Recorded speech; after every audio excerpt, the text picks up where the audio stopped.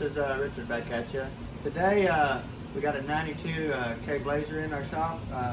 He put a new Fuel Tech, I believe, system on it, Trent, and didn't hook the passenger cable back up. Went and drove it a couple miles, come back, realized what he did, hooked the cable back up, no third gear. So it's really critical on those cables to hook them back up and why they're adjusted and why we don't get carryouts, because people can't get that adjusted right and properly. So let's get this thing tore down and see what type of damage it did to it for not hooking the cable up. So this is a 92, it should be a 4L60 tranny. It is a four-wheel drive. I'm not sure how many miles it's got on it. We see a little bit of wear on the governor gear right here. You always want to replace that. The governor itself looks really nice.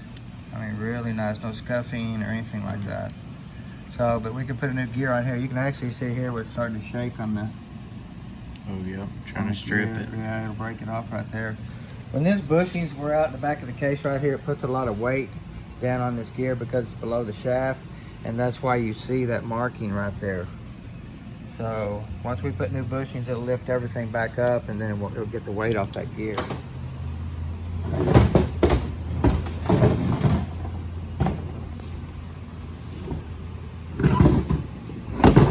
I wish y'all could smell this one. Yeah, it's pretty dark. See how black the fluid is here? We got a lot of wear on the hub here. I'm sure the pumps just probably wore plumb out. Yeah. So.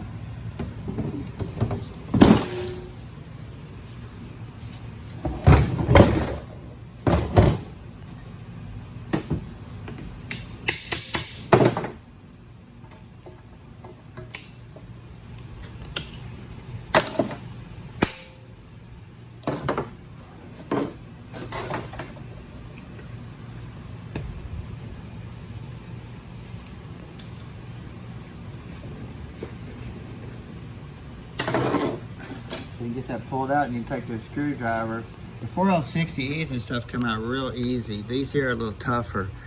But if you get that screwdriver under that seal right there and hook it like that and then just kind of pull on it like that, you can take that out real easy, just like that. So,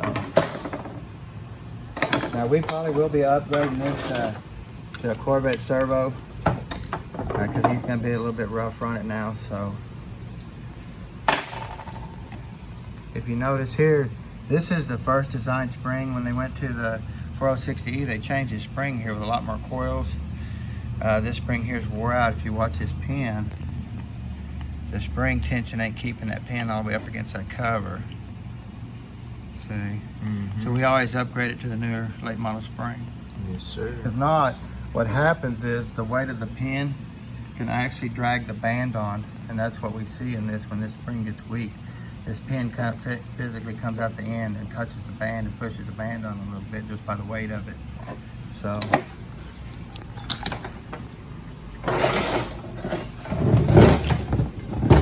You always want to check these lockup seals. We had a gentleman pull his tranny out, put another converter in it, and it burnt the converter up instantly. When these seals are recessed into that groove, you will not ever have lockup. If you put a new converter in there and all your electronics are good or anything, you have to replace that seal and get a new cylinder where it's above that groove. That's funny because you can see it and it's below it. Yeah, it's really hard to. Let me try to get this off. Okay.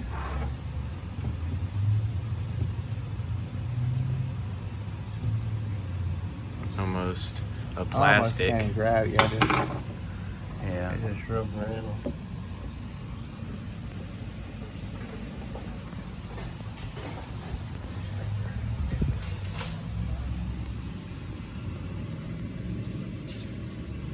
I believe this is one here that goes on there. It might be too small too. No, that's it there. See how the new one sticks out of the groove? Yep. Once it shrinks down in there, you're going to lose converter clutch. So this is a must on rebuild. Yes, sir. Or if you lose lockup, your tranny works good, and you want to put another converter in there and try it, make sure you put a new seal right here, because your new converter won't work if it's hard.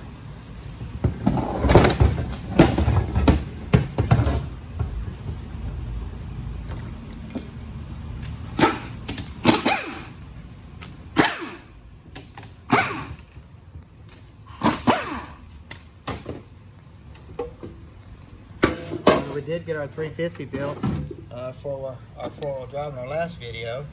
Trent's fixed to put that in this morning.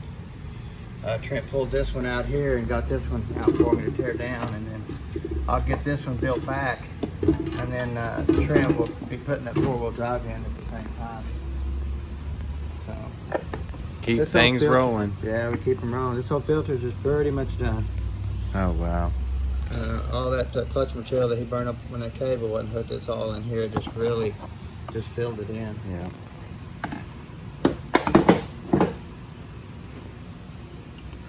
You want to always get this out of there because your new filter will come with one on there, and you don't want to double stack it. So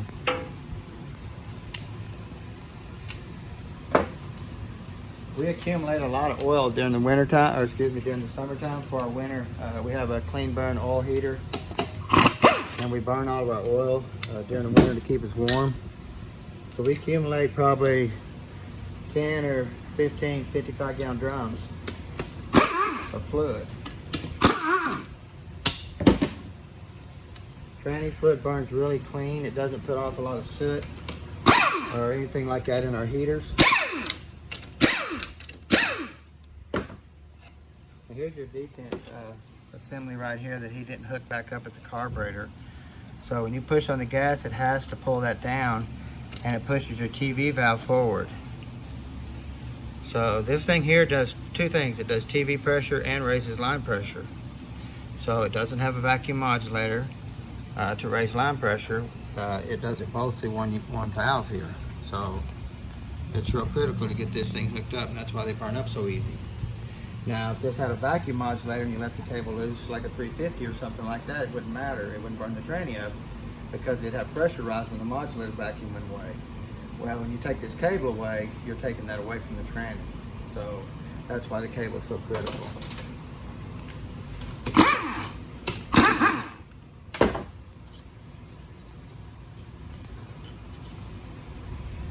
Now they did a temp switch to these here that the computer has to see that the tranny's warmed up for the converter to start locking up. So a lot of these you have to wait on just a little bit, maybe a mile or so for lockup to start working on these units. This is your forward clutch tube. They added a forward accumulator here to soften the engagement.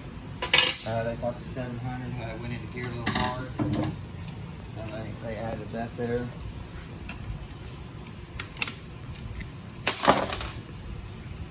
Of course, this is your lockup solenoid here. Now, anytime we do these, we have to check and make sure all this wiring's working. We got to make sure we have key on power going down here. The computer ground sees the 4th gear switch right here.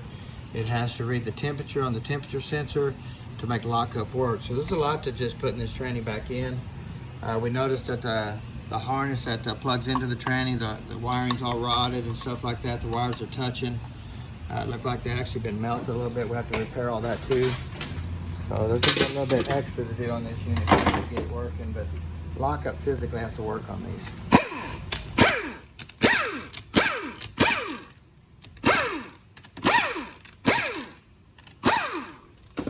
Now in this tranny here, when they went to the 4L60Es, they did away with the lockup valve in the valve body. So on the 700s, the old saying is you could put a check valve or drop a ball in here and you'd have lockup after 4th gear. It'd come on right at 4th gear. Well, this tranny here, if you do it, it'll kill it right when you put it in gear because it physically has no lockup valve.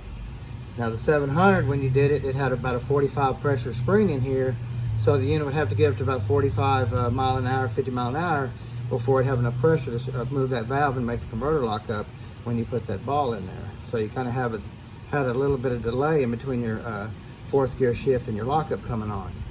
So, but this one here, you can't do that. There's no lockup valve in the valve body. It's all in the pump assembly. So.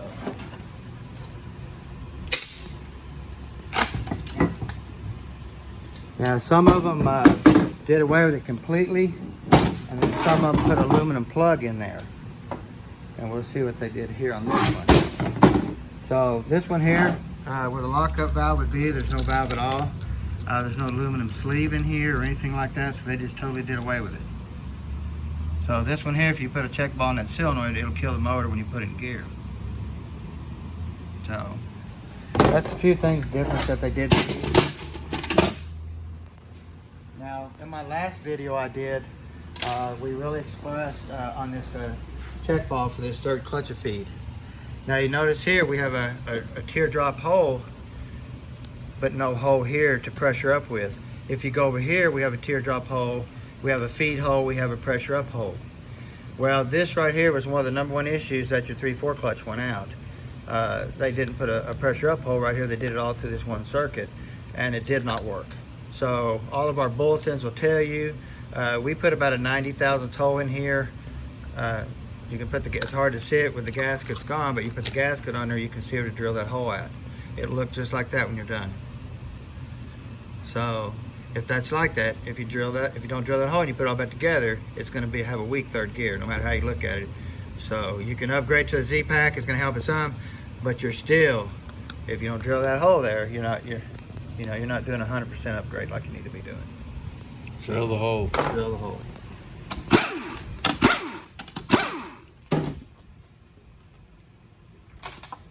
So this is our 1-2 accumulator. The fluid gets behind this piston here, pushes this spring like this, and cushions it like that.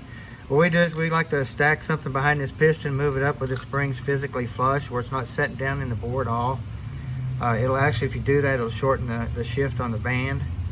You'll really see it in the tack. The less travel this piston has, the shorter your shift is in second gear. So if you block it all the way, it's a little rough. If you got a real high-stall converter or something like that, you can get away with it, but if it's your daily driver or something like that, you're not gonna like it.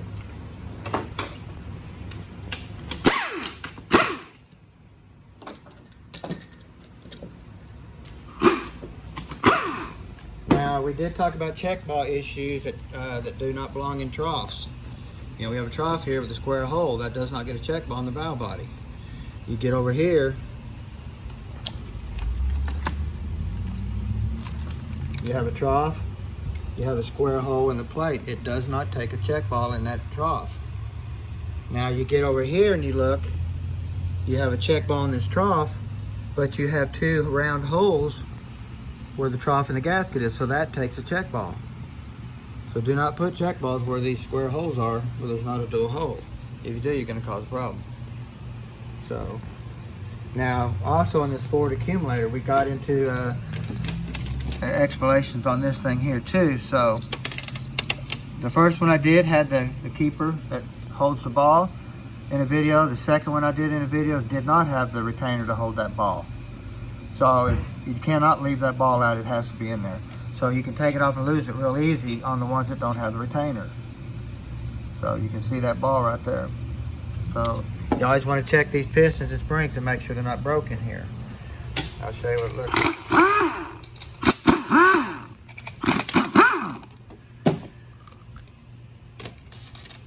This is a piston here. The fluid gets behind it and cushions your engagement when you put it in drive. You want to check for pin wear or anything like that, just like your normal accumulator pistons. You don't want to block it or anything like that. I've never done it. You might be able to do it in a race car or something, get away with it, but I've never physically done it ever. So if you get over here, your 3/4 accumulator spring is all destroyed, broken. Now we blocked this completely anyway, so we're just going to throw this spring away. We'll add another piston and stack these up on top of each other, and we'll block this completely. So we don't like driving the check ball in the hole right here and ruining the case, because once you do that, you can't go backwards. So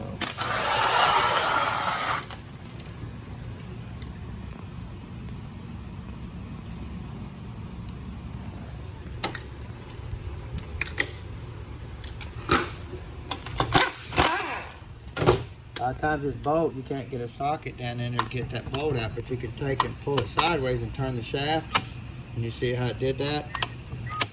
Now you can get to that bolt right there real easy. So even when you go to install it, you need to do that. That way you're not cross-threading that bolt putting it in there crooked. You'll find it too.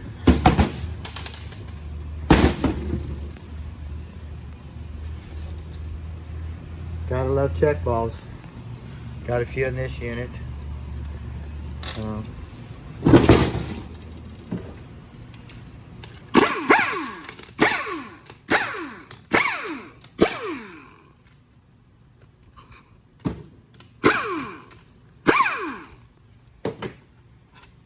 They did start putting seal retainers on the 4L60s. They did have issues with the front seals blowing out on the 700s and stuff like that, but they did also do a repair in the pump to keep the bushing from walking forward and touching the seal and causing it to leak too. So they had that issue, the bushing walking forward and the seal blowing out. So a lot of people think the seal blew out, but it didn't. The bushing walked forward and touched the seal and the fluid just runs out. So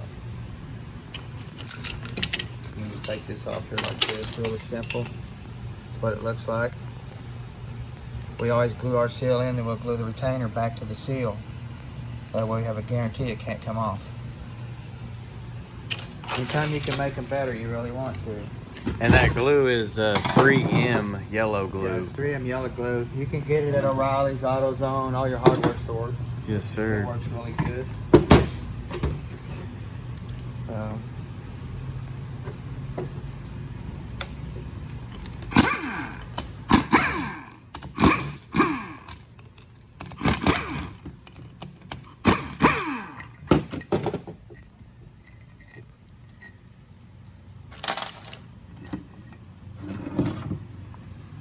Now we're going to get in here. I thought the pump would be a little bit more destroyed.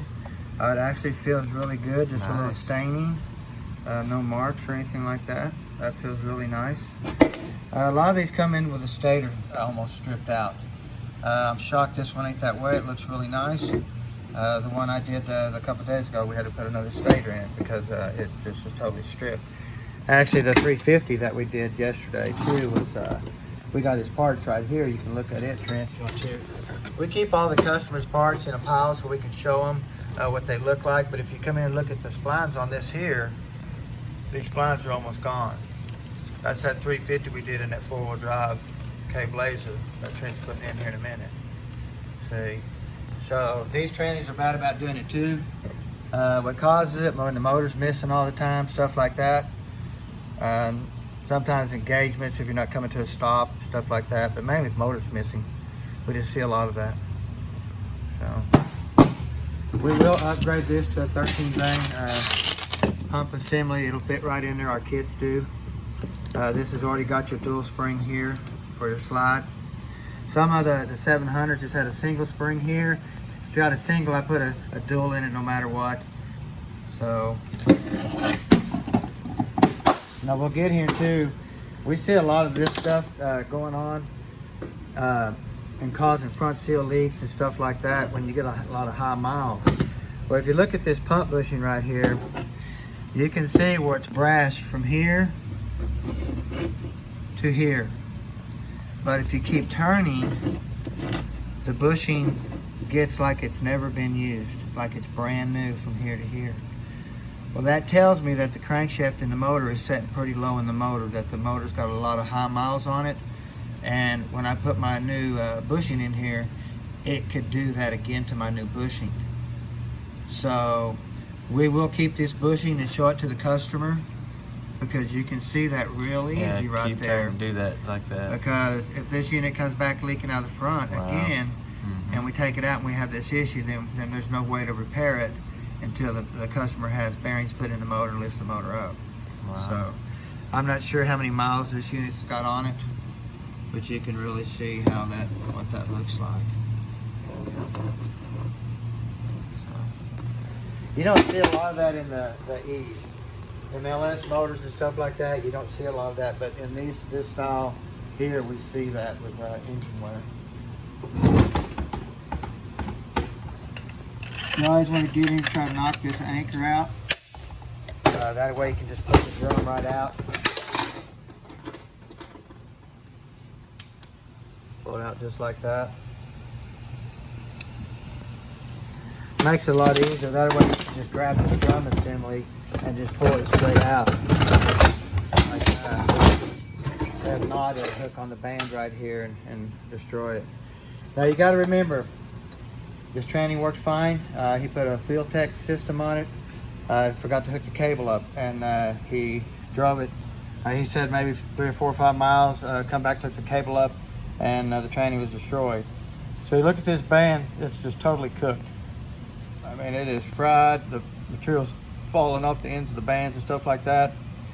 If you come here and look at this drum, it just cooked the drum. The drum will have to be replaced. Now, the band is the second thing to go when you're going to leave your cable unhooked. The 3/4 clutch right here is going to be the first one to go. It just picks on this one right off the bat, because once you get going, you're going to go into third. And when it goes into overdrive, it puts such a load on here that it just takes it out, because this is a 3/4 clutch. It's the third and fourth gear. So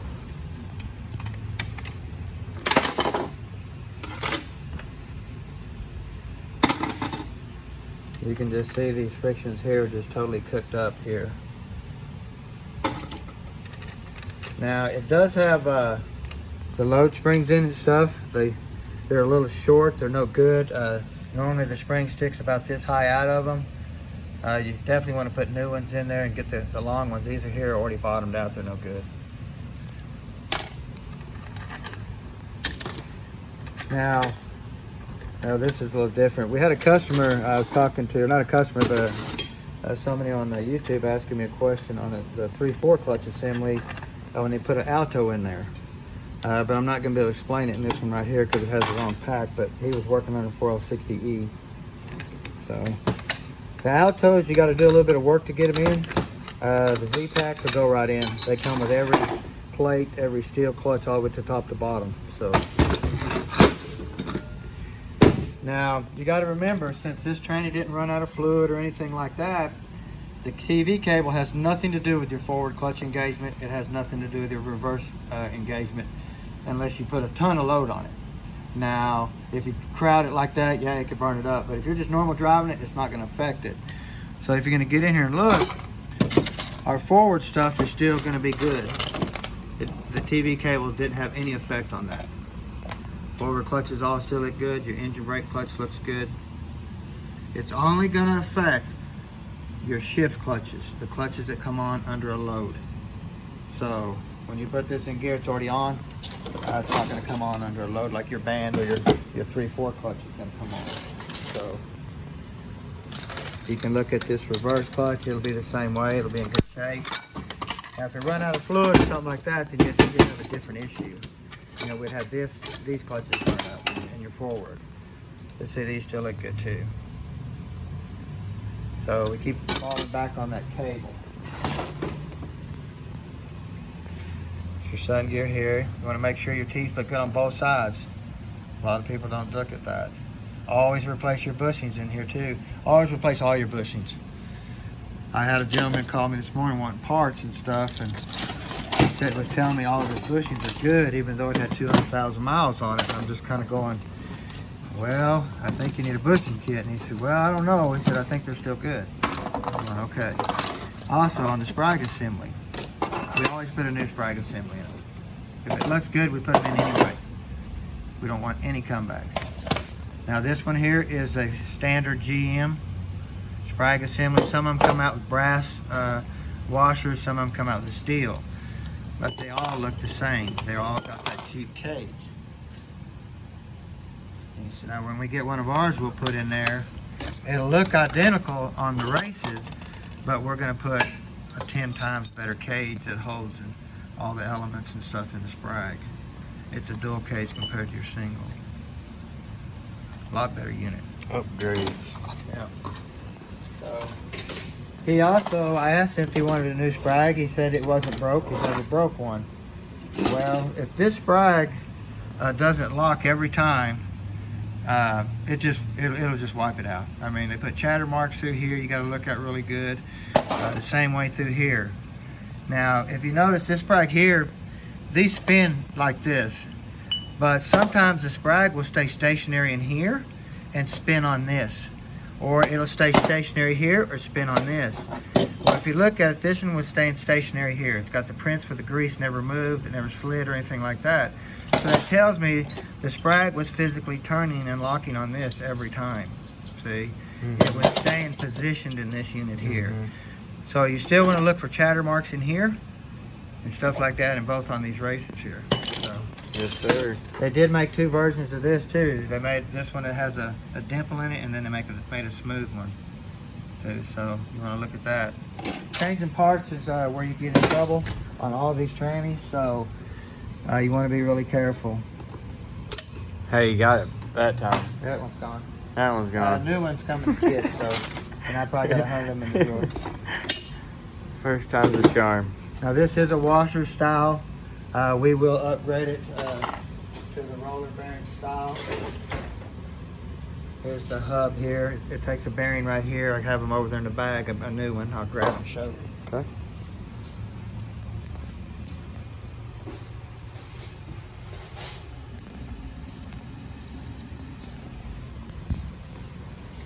There you go. This, when they added tow haul to the 4L65s and stuff, they added this bearing right here. See, but we put these in all of our 700s, our 4L60s, 60Es. We upgrade this no matter what, because this load, this washer just doesn't take a lot of load in overdrive. So this is a really highly recommended upgrade too. So, now, always check your gears on your Planets. We go back and clean these up really good and look at every part individually, because just by sitting here telling you, I mean, looking at this, I can't tell you that it's good or bad until I clean it up completely, look at it really good. We tore down our 350 yesterday and we did a video on it, but when I went to assemble it back, I had one gear that was hot. We had a stator that was almost stripped. We had a third gear backing plate that was cracked. So a lot of inspection when we clean these things back up to make sure that we don't put a bad part in there. Yes, sir. Same way with the shell. We always go with a lightweight shell, the standard shell, but a hardened shell. These are bad about beating up the splines and breaking this piece off right here. So you always want to come to a stop before you put it in drive. A lot of people don't. They're in a hurry. They back up, slam that thing in drive, and we're going on down the road. So That bad boy's breaking. yeah, they're always breaking. Now, this tranny here is when they did a lot of changes right here in this thickness of this Sprag assembly right here. I've showed you a couple times on different videos on different things on this that will get you when you tear this apart.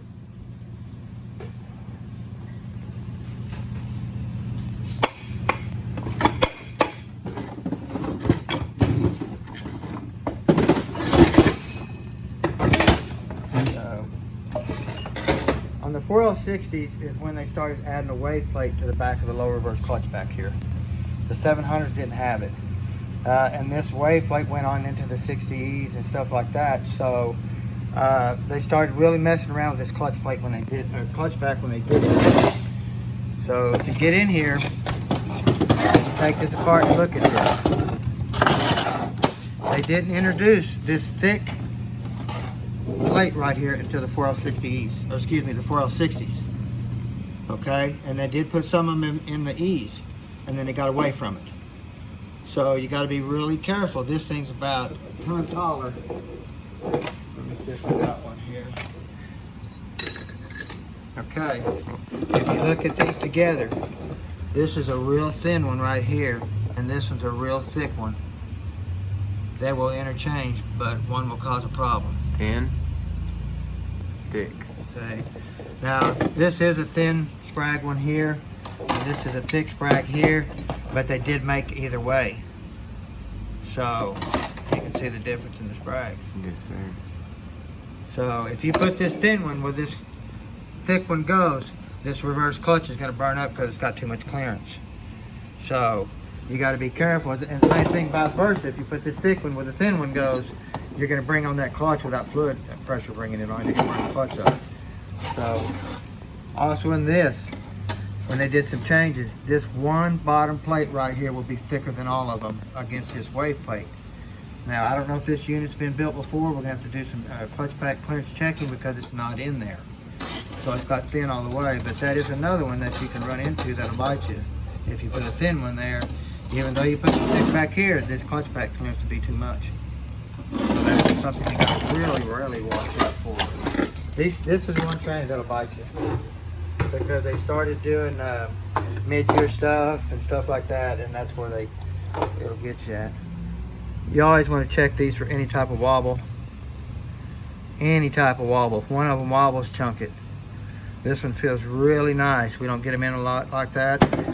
This bearing right here is the #1 failure too. Once the needles start falling out, it just starts running over them right here and wipes this planet out. So It's a mess. it is a mess. They did introduce the hardened ring gear and stuff in the 4L60s. Let me see if I can find it, if this one is an upgraded one. They put a mark on these teeth right here. And this doesn't show to be the upgraded one. But they put a mark on this tooth, on a couple of these teeth, and it told you that it was a hardened one. So. And then check this out. You're good. There's a hole right there. Right here. Oh yeah, I didn't even see that. See, that's what I talk about. You know, we can do these videos all day long and miss stuff real easy, but once we start going back and cleaning them by hand, we find this stuff. Look at that hole. Wow. Unbelievable. See, we'll start breaking them off. But if you come over and look at this planet, we'll have to come here and look at this really close. We'll just probably replace just the whole part of it, because we already know these gears have been running on this piece here, and there's going to be some type of damage to this gear you probably can't even see with your naked eye. So we'll just replace this whole setup with the sun gear.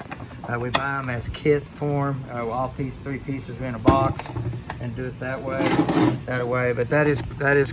I'm glad you've seen that, Trent. That was a really good eye to see that hole right there, because I didn't see it. I barely seen it. Yeah, that's weird.